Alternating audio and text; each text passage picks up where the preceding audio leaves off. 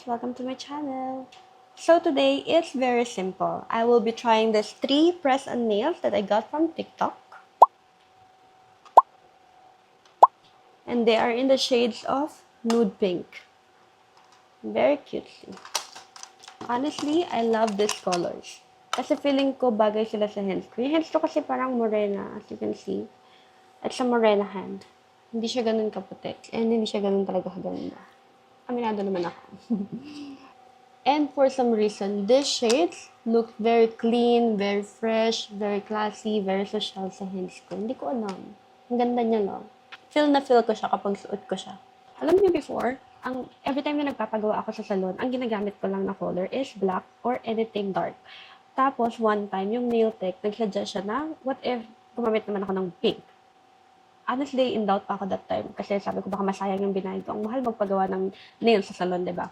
But, then, because she's a nail tech, then, okay, let's try for suggestion. Then, sobrang ganda ng kinalabasan niya. So, from that moment, every time na nagpapagawa ako ng nails, laging in the shade of pink na. Actually, ilang months ko atang pinagawa yung the same shade na binigay niya sa akin bago ako nag-try ng iba pang shade ng pink. Kasi sobrang ganda niya. Ang daming nag-compliment sa akin. Ang daming nag-compliment ng nails ko. So, ever since na naginawa yun sa akin, parang sunod-sunod na formats, the same color, the same shade lang yung pinapagawa ko sa kanya. And yun. Actually, dun ko na-realize na sometimes you just need to try something new. Right? You'll never know if you never try. And then, kaka-scroll ko sa TikTok, na-discover ko yung mga press-on nails. And actually, this is a game changer for me. You don't need salon appointment. This is very affordable. You can buy 89 pesos and until 200, below 200. So below 200, you can buy a set already. And it's very easy to use. They have stickers like this. Use a nail glue like this. And that's it. What I love about this is you can change it anytime you want. You are your own nail tech with this press-on nails.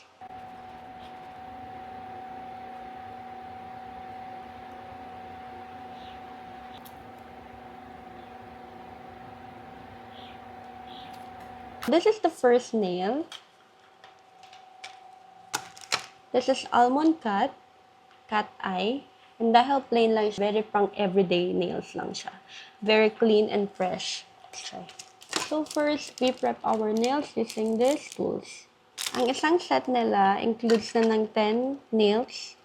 And meron na rin silang sticker. Merong alcohol pad. Meron na silang pang kuskus. And may pang tusok na ganito. Complete nail set na sila. Actually, clean na yung hands ko.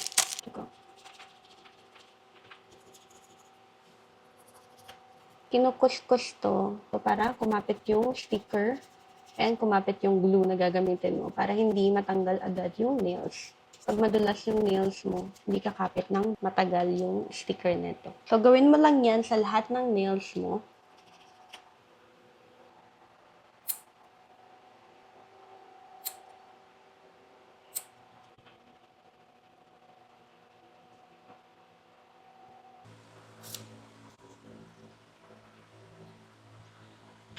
So, after you prep your nails, make sure all the cuticles are pushed a bit and make sure your nails are dry para kumapit siya. Now, ang gagamitin ko muna is itong mga nail sticker para mapagpalit-palit ko siya, mapakita ko sa inyo kung anong itsura. Usually, now, I'm using is this one kapag gusto kong permanent siya and mas matagal. Mas matibay kasi talaga actually ang nail glue kaysa sa mga nail sticker. Based on my experience only, okay? Honestly, this part is super easy kapag na-prep mo na. This is the nail sticker. Hanapin mo yung size ng nail mo dito sa mga to. And for me, itong thumb, ito siya, yung pinakamalaki. So, you put the sticker. This is your nail. Yung sticker. You just put it here. Like that. Okay. Push and remove this. This is the nails. And the thumb, yun. Okay, remove the paper part. From here, push it a little bit. Diba? Saktong-sakto lang siya sa nail ko. Balik ko ata. Hindi, okay lang. Lang yung itsura niya. Yan lang. This is a without. And this is the bid.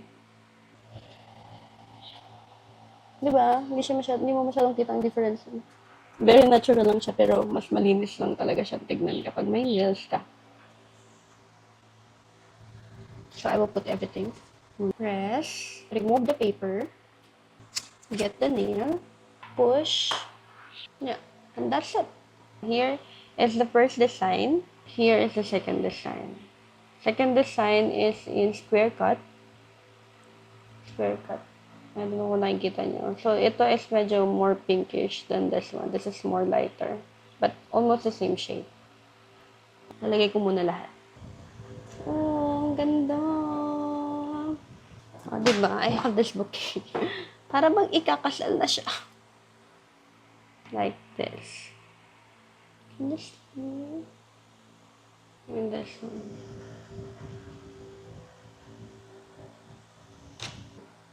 Para bang ikakasal na ako. Yes, I do. So, this is the third design. Pink shade, pero meron din siyang, mas madami din siyang white shade. They look nice. Right? Pink nude talaga ang winner for me. Oh, di ba? Nabudol ko na rin sila. Tingnan mo yung nails ng ate ko. Ang ganda. Oh, di ba?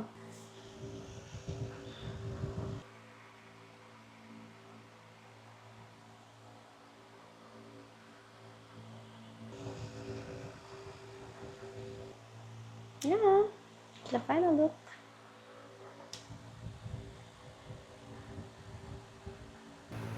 Ang ganda. Ang ganda, diba? So, if you're like me na mahilig sa mga nude pink nails and gusto ng mga hassle-free options, I could say that press-on nails are really worth trying. So, I will link everything down below if you're curious too about these nails. Comment down below kung ano yung pinakagusto nyo dun sa tatlong design. And if you want more Do My Nails With Me content, please don't forget to like, subscribe, and I'll see you on my next videos.